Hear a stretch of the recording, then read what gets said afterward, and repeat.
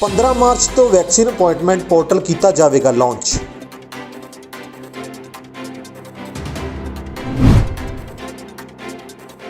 Toronto ਦੇ 8 ਸਕੂਲਾਂ 'ਚੋਂ ਮਿਲੇ ਕਰੋਨਾ ਪੋਜ਼ਿਟਿਵ ਦੇ ਮਰੀਜ਼।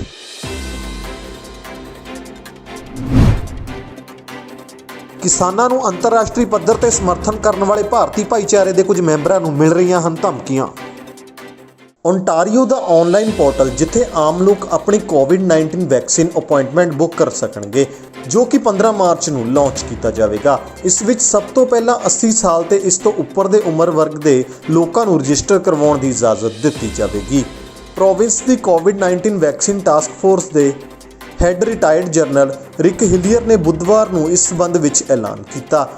ਉਹਨਾਂ ਆਖਿਆ ਕਿ ਆਮ ਜਨਤਾ ਦਾ ਟੀਕਾਕਰਨ ਸ਼ੁਰੂ ਕਰਨ ਲਈ ਪ੍ਰੋਵਿੰਸ ਆਨਲਾਈਨ ਤੇ ਟੈਲੀਫੋਨ ਬੁਕਿੰਗ ਸਿਸਟਮ ਸ਼ੁਰੂ ਕਰਨ ਲਈ ਦਿਨ ਰਾਤ ਇੱਕ ਕਰਕੇ ਕੰਮ ਕਰ ਰਹੀ ਹੈ। ਹਿਲੀਅਰ ਨੇ ਪੱਤਰਕਾਰਾਂ ਨਾਲ ਗੱਲਬਾਤ ਕਰਦਿਆਂ ਆਖਿਆ ਕਿ ਸਾਡੀ ਯੋਜਨਾ ਬਿਲਕੁਲ ਸਹੀ ਰਾਹ ਉੱਤੇ ਜਾ ਰਹੀ ਹੈ। ਉਹਨਾਂ ਆਖਿਆ ਕਿ ਬੁਕਿੰਗ ਸਿਸਟਮ ਦੇ ਆਖਰੀ ਪੜਾਅ ਉੱਤੇ ਅਸੀਂ ਕੰਮ ਕਰ ਰਹੇ ਹਾਂ ਤੇ ਇਸ ਨੂੰ 15 ਮਾਰਚ ਨੂੰ ਲਾਂਚ ਕਰਾਂਗੇ। ਉਹਨਾਂ ਆਖਿਆ ਕਿ 15 ਮਾਰਚ ਤੋਂ ਸ਼ੁਰੂ ਹੋ ਕੇ ਸਭ ਤੋਂ ਪਹਿਲਾਂ 80 ਸਾਲ ਤੇ ਇਸ ਤੋਂ ਵੱਧ ਉਮਰ ਦੇ ਲੋਕ ਆਨਲਾਈਨ ਬੁਕਿੰਗ ਕਰਵਾ ਸਕਣਗੇ। 15 ਅਪ੍ਰੈਲ ਤੋਂ 75 ਸਾਲ ਦੇ ਉਮਰ ਦੇ ਲੋਕ ਵੀ ਬੁਕਿੰਗ ਕਰਵਾ ਸਕਦੇ ਹਨ। 1 ਮਈ ਤੋਂ 70 ਸਾਲ ਤੇ ਇਸ ਤੋਂ ਵੱਧ ਉਮਰ ਦੇ ਲੋਕਾਂ ਨੂੰ ਵੀ ਬੁਕਿੰਗ ਕਰਵਾਉਣ ਦੀ ਇਜਾਜ਼ਤ ਮਿਲ ਜਾਵੇਗੀ। 1 ਜੂਨ ਤੋਂ 65 ਸਾਲ ਤੋਂ ਵੱਧ ਉਮਰ ਦੇ ਅਤੇ 1 ਜੁਲਾਈ ਤੋਂ 60 ਸਾਲ ਤੇ ਇਸ ਤੋਂ ਵੱਧ ਉਮਰ ਦੇ ਲੋਕਾਂ ਲਈ ਬੁਕਿੰਗ ਖੋਲ੍ਹ ਦਿੱਤੀ ਜਾਵੇਗੀ। ਹਿਲੀਅਰ ਨੇ ਚੇਤਾਵਨੀ ਦਿੰਦਿਆਂ ਆਖਿਆ ਕਿ ਲੋਕਾਂ ਨੂੰ ਆਪਣੇ ਦਿੱਤੇ ਗਏ ਟਾਈਮ ਫਰੇਮ ਤੋਂ ਬਾਹਰ ਵੈਬਸਾਈਟ ਉੱਤੇ ਬੁਕਿੰਗ ਕਰਵਾਉਣ ਦੀ ਕੋਸ਼ਿਸ਼ ਨਹੀਂ ਕਰਨੀ ਚਾਹੀਦੀ, ਕਿਉਂਕਿ ਅਜਿਹਾ ਕਰਨ ਦੀ ਸੂਰਤ ਵਿੱਚ ਉਹ ਸਿਸਟਮ ਦੀ ਵਰਤੋਂ ਨਹੀਂ ਕਰ ਸਕਣਗੇ। ਉਹਨਾਂ ਆਖਿਆ ਕਿ ਜੇ ਵੈਕਸੀਨ ਦੀ ਸਪਲਾਈ ਠੀਕ ਰਹੀ ਤਾਂ ਅਸੈਂਸ਼ੀਅਲ ਵਰਕਰਸ ਮਈ ਦੇ ਪਹਿਲੇ ਹਫ਼ਤੇ ਦੌਰਾਨ ਆਪਣੀ ਪਹਿਲੀ ਡੋਜ਼ ਲਈ ਅਪਾਇੰਟਮੈਂਟ ਬੁੱਕ ਕਰ ਸਕਣਗੇ ਤੇ ਇਹ ਡੋਜ਼ ਹਾਸਲ ਜ਼ਰੂਰ ਕਰ ਸਕਣਗੇ। ਟੋਰਾਂਟੋ ਪਬਲਿਕ ਹੈਲਥ ਦੇ ਅਧਿਕਾਰੀਆਂ ਦਾ ਕਹਿਣਾ ਹੈ ਕਿ ਉਹ ਇਸ ਵੇਲੇ ਸ਼ਹਿਰ ਦੇ 8 ਸਕੂਲਾਂ ਵਿੱਚ ਕੰਮ ਕਰ ਰਹੇ ਹਨ, ਜਿਸ ਵਿੱਚ ਸਕੂਲ ਨਾਲ ਜੁੜੇ ਘੱਟੋ-ਘੱਟ ਇੱਕ ਵਿਅਕਤੀ ਦੀ ਕੋਵਿਡ-19 ਵੇਰੀਐਂਟ ਦੀ ਸਕਾਰਾਤਮਕ ਰਿਪੋਰਟ ਆਈ ਹੈ। ਬੁੱਧਵਾਰ ਨੂੰ ਜਾਰੀ ਕੀਤੀ ਗਈ ਇੱਕ ਰਿਲੀਜ਼ ਵਿੱਚ ਅਧਿਕਾਰੀਆਂ ਨੇ ਕਿਹਾ ਕਿ ਸਕੂਲ ਵਿੱਚ ਪ੍ਰਭਾਵਿਤ ਵਿਅਕਤੀਆਂ ਅਤੇ ਸਮੂਹਾਂ ਨੂੰ ਉਹਨਾਂ ਦੇ ਜੋਖਮ ਦੇ ਆਧਾਰ ਤੇ ਸੇਧ ਦੇ ਕੇ ਡਿਸਮਿਸ ਕਰ ਦਿੱਤਾ ਗਿਆ ਹੈ। ਅਧਿਕਾਰੀਆਂ ਨੇ ਦੱਸਿਆ ਕਿ ਜਨਤਕ ਸਿਹਤ ਨੇ ਨੇੜਲੇ ਸੰਪਰਕਾਂ ਅਤੇ ਸਿਫਾਰਸ਼ਾਂ ਕੀਤੇ ਗਏ ਟੈਸਟਾਂ ਦੀ ਪਾਲਣਾ ਕੀਤੀ ਹੈ। ਅਧਿਕਾਰੀਆਂ ਨੇ ਇਹ ਵੀ ਕਿਹਾ ਕਿ ਵੇਰੀਐਂਟ ਦੇ ਫੈਲਣ ਨੂੰ ਰੋਕਣ ਲਈ ਕਈ ਉਪਾਅ ਕੀਤੇ ਜਾ ਰਹੇ ਹਨ, ਜਿਸ ਵਿੱਚ ਕੋਵਿਡ-19 ਕੋਆਰਡੀਨੇਟਿਡ ਟੈਸਟਿੰਗ, ਮਾਸਕਿੰਗ ਦੀਆਂ ਜ਼ਰੂਰਤਾਂ, ਰੋਜ਼ਾਨਾ ਸਕਰੀਨਿੰਗ ਅਤੇ ਸਹਿਯੋਗੀਕਰਨ ਵੀ ਸ਼ਾਮਲ ਹਨ। ਇਸ ਤੋਂ ਪਹਿਲਾਂ ਬੁੱਧਵਾਰ ਨੂੰ ਟੋਰਾਂਟੋ ਦੇ ਸਿਹਤ ਵਿਭਾਗ ਦੇ ਮੈਡੀਕਲ ਅਫਸਰ ਡਾਕਟਰ ਆਈਲਿਨ ਡੀ ਵਿਲਾ ਨੇ ਕਿਹਾ ਕਿ 700 ਤੋਂ ਵੱਧ ਕੋਵਿਡ-19 ਕੇਸਾਂ ਵਿੱਚ ਵੱਖ-ਵੱਖ ਕਿਸਮਾਂ ਲਈ ਸਕਾਰਾਤਮਕ ਜਾਂਚ ਕੀਤੀ ਗਈ ਹੈ ਅਤੇ 72 ਕੋਵਿਡ-19 ਵੇਰੀਐਂਟਸ ਮਾਮਲਿਆਂ ਦੀ ਪੁਸ਼ਟੀ ਵੀ ਕੀਤੀ ਗਈ ਹੈ। ਭਾਰਤ ਸਰਕਾਰ ਵੱਲੋਂ ਪਾਸ ਕੀਤੇ ਖੇਤੀ ਕਾਨੂੰਨਾਂ ਦੇ ਵਿਰੋਧ ਵਿੱਚ ਕਿਸਾਨਾਂ ਵੱਲੋਂ ਪ੍ਰਦਰਸ਼ਨ ਜਾਰੀ ਹੈ। ਇਹਨਾਂ ਕਿਸਾਨਾਂ ਨੂੰ ਅੰਤਰਰਾਸ਼ਟਰੀ ਪੱਧਰ ਤੇ ਵੀ ਸਮਰਥਨ ਮਿਲ ਰਿਹਾ ਹੈ। ਇਸ ਦੌਰਾਨ ਇਹਨਾਂ ਕਾਨੂੰਨਾਂ ਦਾ ਸਮਰਥਨ ਕਰਨ ਵਾਲੇ ਪ੍ਰਵਾਸੀ ਭਾਰਤੀਆਂ ਦੀ ਸੁਰੱਖਿਆ ਚਿੰਤਾ ਦਾ ਵਿਸ਼ਾ ਬਣ ਗਈ ਹੈ। ਕੈਨੇਡਾ ਵਿੱਚ ਭਾਰਤੀਆਂ ਦੀ ਸੁਰੱਖਿਆ ਸੰਬੰਧੀ ਹੁਣ ਭਾਰਤ ਸਾਵਧਾਨ ਹੋ ਗਿਆ ਹੈ। ਨਵੇਂ ਖੇਤੀ ਕਾਨੂੰਨਾਂ ਦਾ ਸਮਰਥਨ ਕਰਨ ਵਾਲੇ ਭਾਰਤੀ ਭਾਈਚਾਰੇ ਦੇ ਕੁਝ ਮੈਂਬਰਾਂ ਨੂੰ ਧਮਕੀਆਂ ਵੀ ਮਿਲ ਰਹੀਆਂ ਹਨ। ਇਸ ਸੰਬੰਧ ਵਿੱਚ ਭਾਰਤੀ ਵਿਦੇਸ਼ ਮੰਤਰਾਲੇ ਨੇ ਇਹ ਮੁੱਦਾ ਕੈਨੇਡੀਅਨ ਅਧਿਕਾਰੀਆਂ ਦੇ ਸਾਹਮਣੇ ਵੀ ਲਿਆ ਦਿੱਤਾ ਹੈ। ਉਧਰ ਅੱਜ ਕੈਨੇਡਾ ਵਿੱਚ ਭਾਰਤੀ ਮੂਲ ਦੇ ਕੁਝ ਲੋਕਾਂ ਨੇ ਆਪਣੀ ਸੁਰੱਖਿਆ ਨੂੰ ਲੈ ਕੇ ਵਿਰੋਧ ਪ੍ਰਦਰਸ਼ਨ ਕੀਤਾ। ਕੁਝ ਲੋਕ NDP ਸਾਂਸਦ ਜਗਮੀਤ ਸਿੰਘ ਦੇ ਦਫ਼ਤਰ ਦੇ ਬਾਹਰ ਵਿਰੋਧ ਪ੍ਰਦਰਸ਼ਨ ਕਰਦੇ ਵੀ ਨਜ਼ਰ ਆਏ। ਪ੍ਰਦਰਸ਼ਨ ਦੌਰਾਨ ਉਹਨਾਂ ਨੇ ਕਿਹਾ ਕਿ ਭਾਰਤ ਵਿੱਚ ਚੱਲ ਰਹੇ ਕਿਸਾਨਾਂ ਦੇ ਵਿਰੋਧ ਪ੍ਰਦਰਸ਼ਨ ਕਾਰਨ ਉਹਨਾਂ ਨੂੰ ਖਾਲਿਸਤਾਨ ਸਮਰਥਕਾਂ ਵੱਲੋਂ ਨਿਸ਼ਾਨਾ ਬਣਾਇਆ ਜਾ ਰਿਹਾ ਹੈ। ਦੱਸਣਯੋਗ ਹੈ ਕਿ ਕੈਨੇਡਾ ਵਿੱਚ ਵੀ ਖੇਤੀ ਕਾਨੂੰਨਾਂ ਪ੍ਰਤੀ ਲੋਕਾਂ ਦੀ ਮਿਲੀਜੁਲੀ ਪ੍ਰਤੀਕਿਰਿਆ ਦੇਖਣ ਨੂੰ ਮਿਲ ਰਹੀ ਹੈ।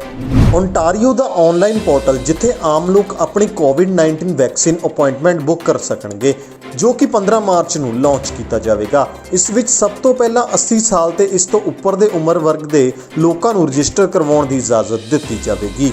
ਪ੍ਰੋਵਿੰਸ ਦੀ ਕੋਵਿਡ-19 ਵੈਕਸੀਨ ਟਾਸਕ ਫੋਰਸ ਦੇ ਹੈੱਡ ਰਿਟਾਇਰਡ ਜਨਰਲ ਰਿਕ ਹਿਲੀਅਰ ਨੇ ਬੁੱਧਵਾਰ ਨੂੰ ਇਸ ਸੰਬੰਧ ਵਿੱਚ ਐਲਾਨ ਕੀਤਾ। ਉਹਨਾਂ ਆਖਿਆ ਕਿ ਆਮ ਜਨਤਾ ਦਾ ਟੀਕਾਕਰਨ ਸ਼ੁਰੂ ਕਰਨ ਲਈ ਪ੍ਰੋਵਿੰਸ ਆਨਲਾਈਨ ਤੇ ਟੈਲੀਫੋਨ ਬੁਕਿੰਗ ਸਿਸਟਮ ਸ਼ੁਰੂ ਕਰਨ ਲਈ ਦਿਨ ਰਾਤ ਇੱਕ ਕਰਕੇ ਕੰਮ ਕਰ ਰਹੀ ਹੈ। ਹਿਲੀਅਰ ਨੇ ਪੱਤਰਕਾਰਾਂ ਨਾਲ ਗੱਲਬਾਤ ਕਰਦਿਆਂ ਆਖਿਆ ਕਿ ਸਾਡੀ ਯੋਜਨਾ ਬਿਲਕੁਲ ਸਹੀ ਰਾਹ ਉੱਤੇ ਜਾ ਰਹੀ ਹੈ। ਉਹਨਾਂ ਆਖਿਆ ਕਿ ਬੁਕਿੰਗ ਸਿਸਟਮ ਦੇ ਆਖਰੀ ਪੜਾਅ ਉੱਤੇ ਅਸੀਂ ਕੰਮ ਕਰ ਰਹੇ ਹਾਂ ਤੇ ਇਸ ਨੂੰ 15 ਮਾਰਚ ਨੂੰ ਲਾਂਚ ਕਰਾਂਗੇ। ਉਹਨਾਂ ਆਖਿਆ ਕਿ 15 ਮਾਰਚ ਤੋਂ ਸ਼ੁਰੂ ਹੋ ਕੇ ਸਭ ਤੋਂ ਪਹਿਲਾਂ 80 ਸਾਲ ਤੇ ਇਸ ਤੋਂ ਵੱਧ ਉਮਰ ਦੇ ਲੋਕ ਆਨਲਾਈਨ ਬੁਕਿੰਗ ਕਰਵਾ ਸਕਣਗੇ। 15 ਅਪ੍ਰੈਲ ਤੋਂ 75 ਸਾਲ ਦੇ ਉਮਰ ਦੇ ਲੋਕ ਵੀ ਬੁਕਿੰਗ ਕਰਵਾ ਸਕਦੇ ਹਨ। 1 ਮਈ ਤੋਂ 70 ਸਾਲ ਤੇ ਇਸ ਤੋਂ ਵੱਧ ਉਮਰ ਦੇ ਲੋਕਾਂ ਨੂੰ ਵੀ ਬੁਕਿੰਗ ਕਰਵਾਉਣ ਦੀ ਇਜਾਜ਼ਤ ਮਿਲ ਜਾਵੇਗੀ। 1 ਜੂਨ ਤੋਂ 65 ਸਾਲ ਤੋਂ ਵੱਧ ਉਮਰ ਦੇ ਅਤੇ 1 ਜੁਲਾਈ ਤੋਂ 60 ਸਾਲ ਤੇ ਇਸ ਤੋਂ ਵੱਧ ਉਮਰ ਦੇ ਲੋਕਾਂ ਲਈ ਬੁਕਿੰਗ ਖੋਲ੍ਹ ਦਿੱਤੀ ਜਾਵੇਗੀ।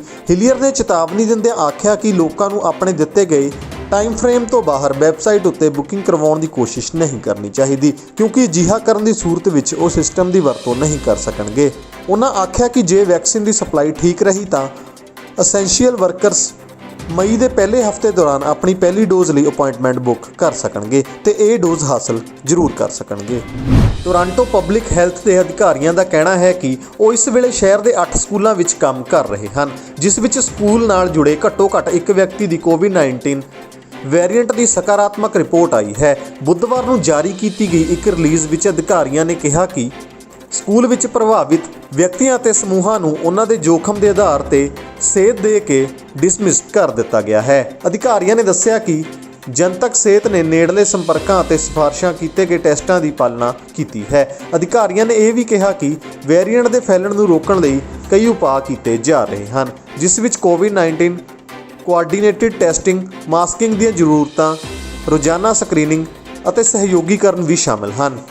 ਇਸ ਤੋਂ ਪਹਿਲਾਂ ਬੁੱਧਵਾਰ ਨੂੰ ਟੋਰਾਂਟੋ ਦੇ ਸਿਹਤ ਵਿਭਾਗ ਦੇ ਮੈਡੀਕਲ ਅਫਸਰ ਡਾਕਟਰ ਆਈਲਿਨ ਡੀ ਵਿਲਾ ਨੇ ਕਿਹਾ ਕਿ 700 ਤੋਂ ਵੱਧ ਕੋਵਿਡ-19 ਕੇਸਾਂ ਵਿੱਚ ਵੱਖ-ਵੱਖ ਕਿਸਮਾਂ ਲਈ ਸਕਾਰਾਤਮਕ ਜਾਂਚ ਕੀਤੀ ਗਈ ਹੈ ਅਤੇ 72 ਕੋਵਿਡ-19 ਵੇਰੀਐਂਟਸ ਮਾਮਲਿਆਂ ਦੀ ਪੁਸ਼ਟੀ ਵੀ ਕੀਤੀ ਗਈ ਹੈ।